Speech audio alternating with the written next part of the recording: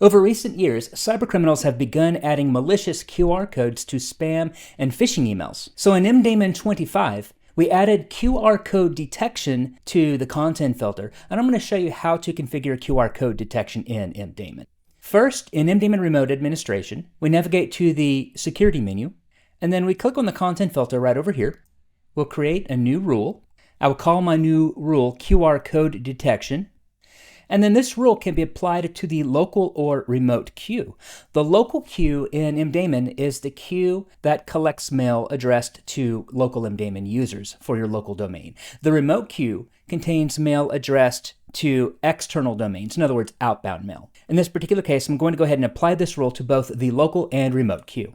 And then under the conditions section, scroll down and then select this checkbox if the message has a QR code. You'll see that the condition has been added to our new rule. So now we can decide what to do with that message containing a QR code. And for that, we scroll down to the Actions section, and you can do a number of things with these messages containing QR codes. You can delete the message. You can move the message to a public folder.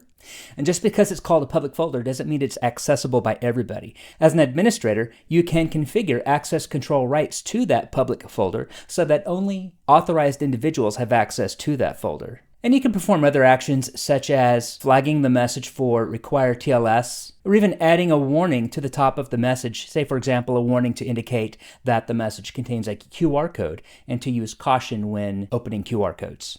So that's what I'll do here. We'll specify our information that will add to the top of the message, and then we can simply hit apply and save our changes. And then we can save our new content filtering rule. So what this means is all inbound and outbound messages containing a QR code will have that custom note added to the top of the message indicating that the user should use caution when opening the message. And this is just one of a variety of new features added to MDaemon 25. You can download a free trial of MDaemon by visiting our website at mdaemon.com.